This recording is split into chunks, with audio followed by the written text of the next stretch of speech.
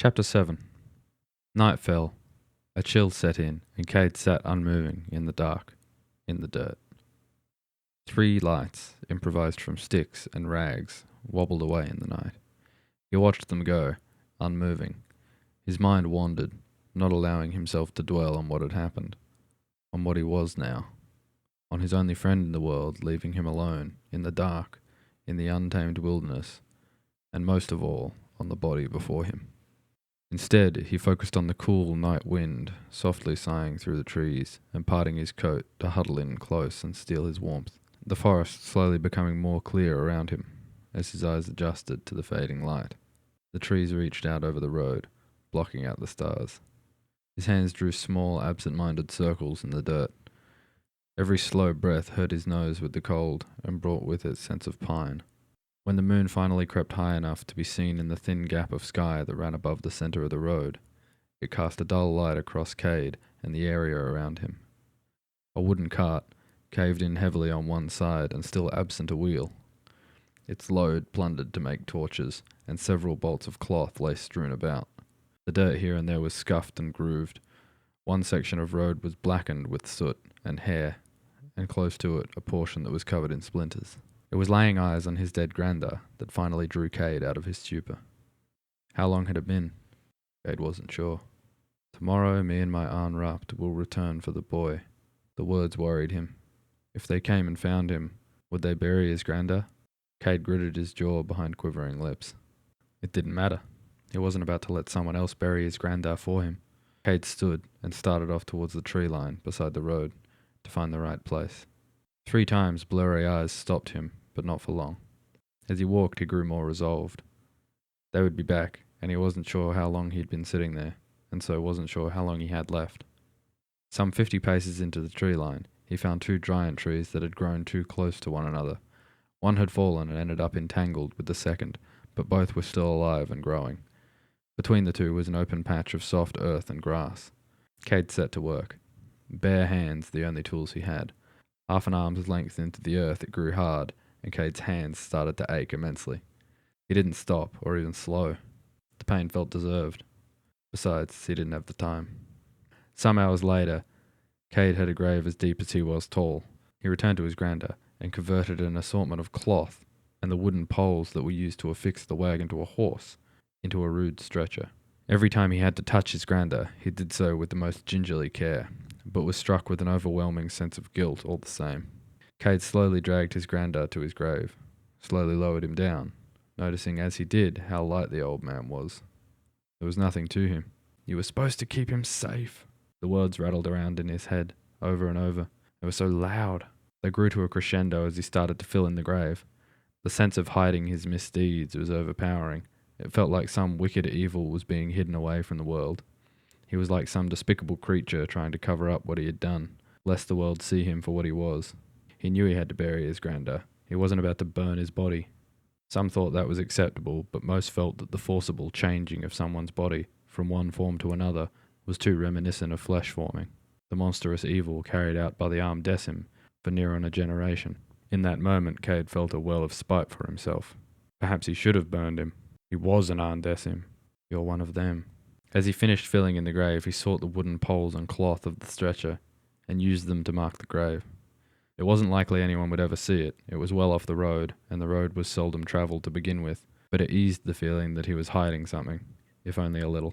When he finished, he knelt down and tried to speak the words of the lost, the words said when someone dies and is laid to rest, but found he didn't know them.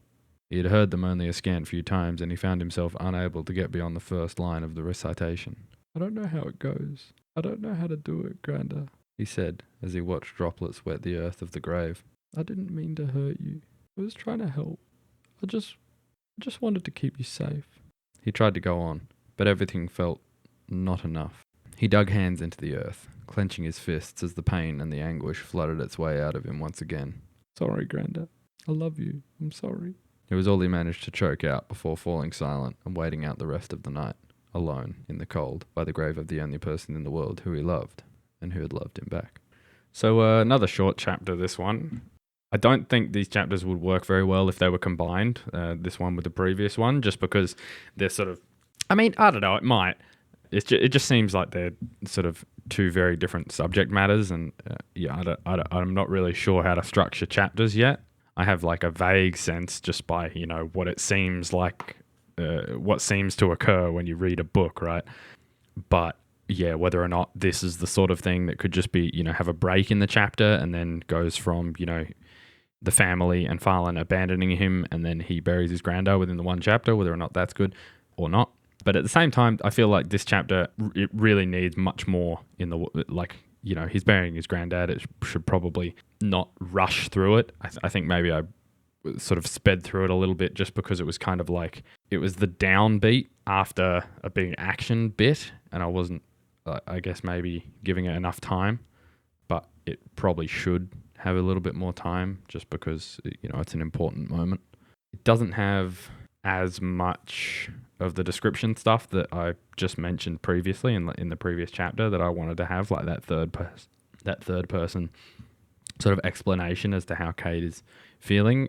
But it some of it, for the vast majority of it, I'm happy with sort of how it explains what he's sort of feeling, I guess. I really liked the idea that when he's burying his granddad, he feels like he's hiding something almost, even though, I just thought it was a good way to sort of convey his guilt a little bit with a sort of an emotion that I don't think everyone's going to be familiar with, because obviously not everyone's burying bodies or anything, and not even everyone's going to be familiar with sort of hiding a misdeed, I guess.